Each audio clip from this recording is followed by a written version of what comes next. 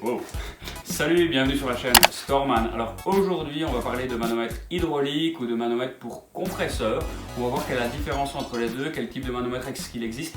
Tu vas voir qu'il y a des indices de tolérance qui s'expriment en pourcentage, qu'il y a aussi des tétines à couper pour pouvoir mettre l'aiguille sur zéro et qu'il y a différents raccords suivant le type de manomètre. On se retrouve sur ma table.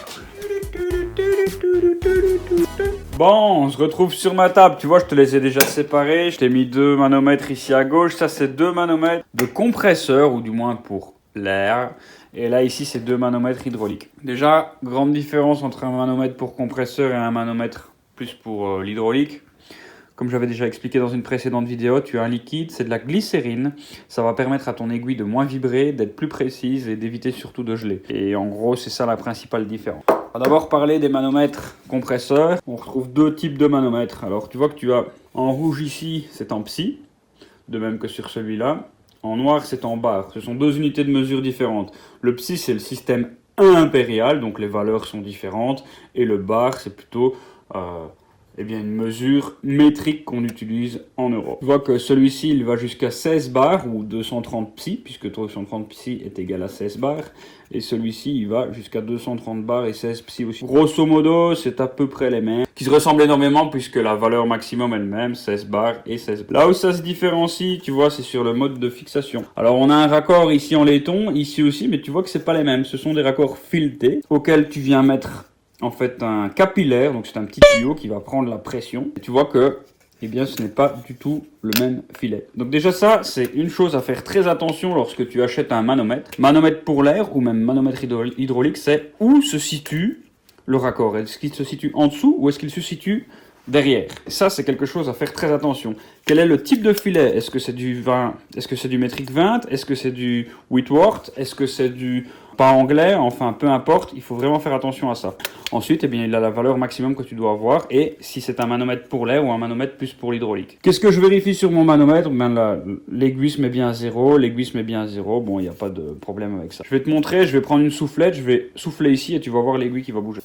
Capillaire, ça ressemble à un tuyau. Tu vois, moi j'ai pris ma soufflette de compresseur et quand l'air vient dans le trou ici, la pression monte. C'est aussi simple que ça. C'est la même chose pour celui-ci. Bon, ça c'était pour les manomètres à air qui sont sans glycérine. Bon, là ici je vais te parler des manomètres hydrauliques. Alors il y a de la glycérine dedans, il y a toujours un petit trou pour pouvoir mettre un capillaire. Tu vois que cette fois-ci il y a aussi un raccord. Celui-ci va jusqu'à 1 bar, on n'a pas de mesure en psi, ça correspond à la EN 837-1. Alors je te mettrai un lien pour te montrer ce que c'est. Bon, en gros, c'est une norme qui répertorie l'indice de tolérance et la classification de ce manomètre-là. Et là, ici, on a un manomètre Kranzel qui était monté sur une machine de pression et qui, lui, va jusqu'à 250 bars et qui s'exprime aussi en psi. Bon, tu vois que ici, il y a CL 1,6, c'est sa précision. Donc ça, c'est un très bon manomètre. Tu vois qu'il est précis. Il a 1,6% de précision. Donc il est précis à 1,6% près. CL, c'est vraiment son indice de précision. Quoi dire d'autre? Tu vois que ce manomètre-là ne se met même plus à 0. Donc tu vas avoir une tolérance qui va être beaucoup plus faible puisque l'aiguille n'est même pas sur le 0. Tandis qu'ici, on est convenablement sur le 0.